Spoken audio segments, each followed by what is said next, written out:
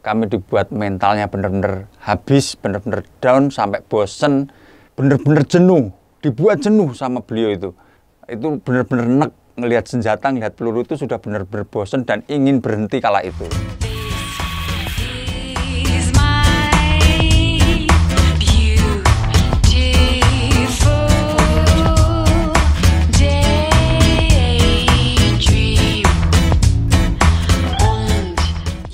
Nama saya Anang Yulianto, saya lahir di Kabupaten Sragen. Saya lulusan SMT Pertanian, sebenarnya tidak berkaitan dengan profesi saya saat ini. Dan profesi saya adalah atlet menembak. Hobi saya bersepeda kali ya, dan makan mie. Hobi saya. Terus kesukaan saya healing, jalan-jalan. Awal mulanya saya diperkenalkan menembak itu oleh komandan saya. Pada waktu itu di Kejurnas Menembak Kapolri Cup itu awal karir saya di dunia menembak tahun 2006. Di awal Kejurnas saya mendapatkan juara 2 nasional waktu itu. Dari situlah komandan saya terus nge-push saya, terus memberi support saya sampai saya menjadi atlet pelatnas.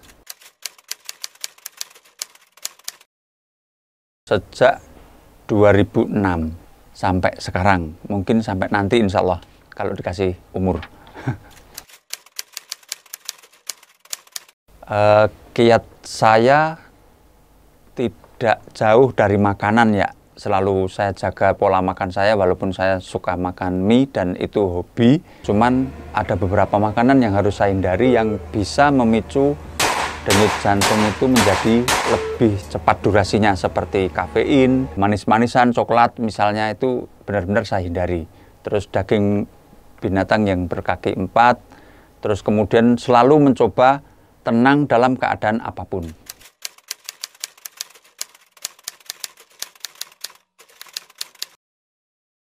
Untuk pengalaman di 2021 ini, pengalaman saya yang tak terlupakan ada pada saat hari pertama mendapatkan medali emas, di mana saya benar-benar tidak menyangka akan mendapatkan medali emas, karena pada waktu pertandingan berjalan, saya tidak pernah melihat ranking di layar besar di samping lapangan tembak. Itu saya tidak pernah melihat itu, karena itu bisa mengganggu konsentrasi saya. Saya hanya konsentrasi terhadap skor saya di screen.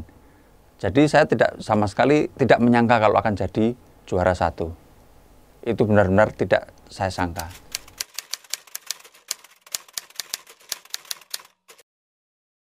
Sejauh ini saya dipercaya oleh para pelatih untuk tetap berlaga di 25 meter. 25 meter itu ada 2 nomor yang paling sering dipertandingkan, yaitu nomor rapid fire sama nomor standar pistol di 25 meter. Ini yang ketiga kali. Ya, dari 2009 di Laos, kemudian 2011 Indonesia, baru sekarang ini dimainkan lagi, karena di tahun 2013, 2015, 2017 itu negara-negara yang mengadakan SEA Games itu tidak memainkan nomor saya, sehingga saya tidak berangkat.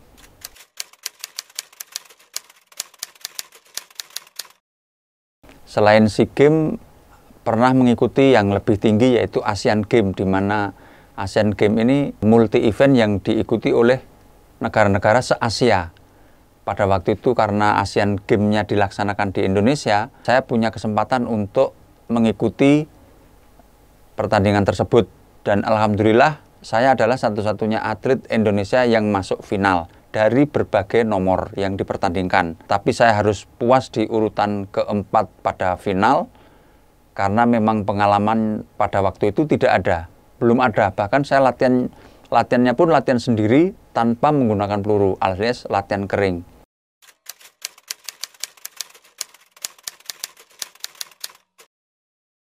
Yang paling sulit ditaklukkan adalah Vietnam. Di kelas saya, Vietnam ini ada satu petembak yang luar biasa, memang dia sudah kelasnya internasional. Bahkan Olimpik dia selalu menjadi finalis di nomor saya. Itu cukup sulit untuk ditaklukkan.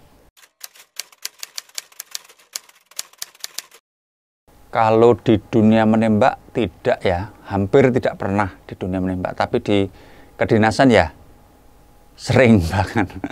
Waktu itu tahun 2004 di penugasan Mutiara 7 Ambon.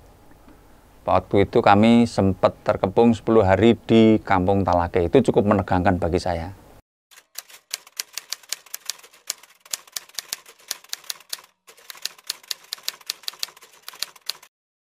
Pernah. Itu terjadi di tahun 2013. Pertama kali saya mendapatkan pelatih dari luar, itu pelatih cukup kejam. Saking kejamnya itu bisa membuat mental kita itu menjadi down. Terus kemudian benar-benar jenuh, dibuat jenuh sama beliau itu. Sampai-sampai ngelihat senjata itu rasanya sudah hampir muntah, mohon maaf ya. Itu benar-benar nek ngelihat senjata, ngelihat peluru itu sudah benar-benar bosan dan ingin berhenti kala itu.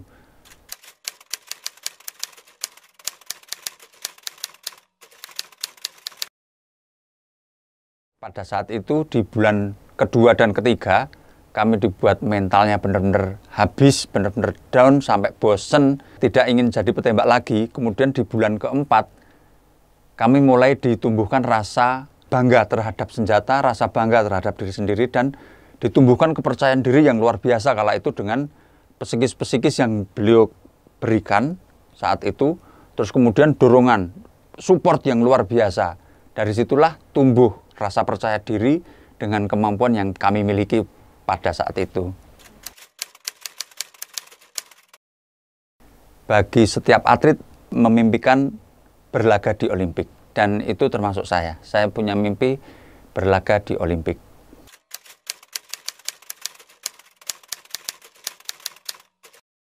Sebenarnya tidak pernah sama sekali.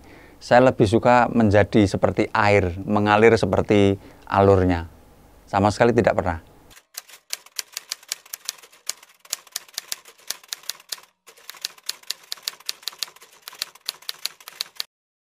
Tentunya orang tua yang paling mensupport saya secara mental ya. Secara mental orang tua sangat mensupport, walaupun mereka sudah almarhumah, tapi pada waktu masih hidup mereka selalu memberi kejutan-kejutan berupa support, berupa nasihat yang luar biasa kalau menurut saya, sama restu tentunya ya. Terus kemudian di kedinasan sendiri ada satu sosok komandan yang selalu mensupport saya. Beliau menjadi Dansat Makassar saat ini. Beliau adalah Pak Heru Novianto. Oleh karena itu saya ucapkan banyak terima kasih. Dari awal menjadi atlet itu beliaulah yang benar-benar mensupport, benar-benar dorong secara mental gitu. Terima kasih sekali.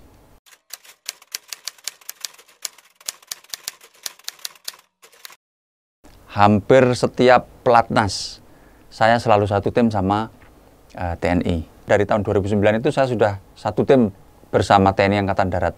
Salah satunya dari Kopassus, Pak Totok Trimartanto dan Pak Siombing. Itu dari 2009. 2011 pun kami pelatnas bareng, bahkan satu tim.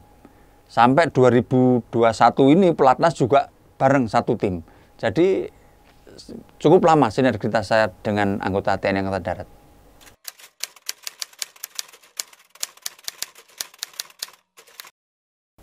Ke Ambon mungkin ya, karena Ambon ada satu kenangan di sana, di mana pada waktu itu kerusuhan terakhir tahun 2004. Nah, suasana Ambon pada kala itu dengan sekarang itu saya ingin sekali membandingkan. Seindah apa Ambon yang sebenarnya. Saya yakin jauh lebih indah Ambon itu daripada waktu perang.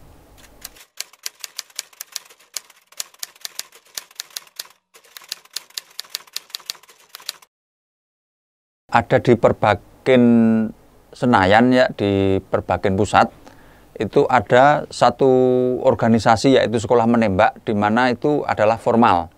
Boleh latihan di sana, mengawali karir menembak di sana, boleh juga mengawali menembak di tempat masing-masing, cuman dikontrol oleh mereka.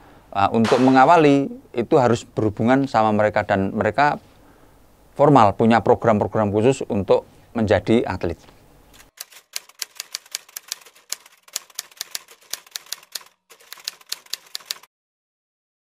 Tergantung orang itu siapa ya. Kalau mungkin pejabat-pejabat perusahaan, saya rasa tidak ada masalah, mungkin senjatanya bersurat. Cuman kalau orang-orang yang sangat mencurigakan, orang sipil tentunya yang memegang senjata itu sudah melanggar peraturan-peraturan yang sudah dibuat. Dan itu harus ditindak.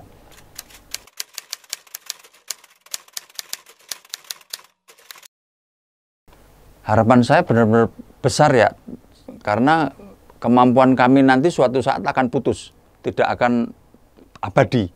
Oleh karena itu generasi penerus ini harus ada yang meneruskan cita-cita kami menjadi juara dunia di kelas menembak, karena Indonesia ini belum pernah dipandang di dunia di menembak internasional, ini belum dipandang sama sekali. Harapan saya adalah generasi muda saat ini ada yang melebihi daripada kami, tidak hanya juara SEA Games, bahkan Asian Games, bahkan Olimpik, itu harapan kami.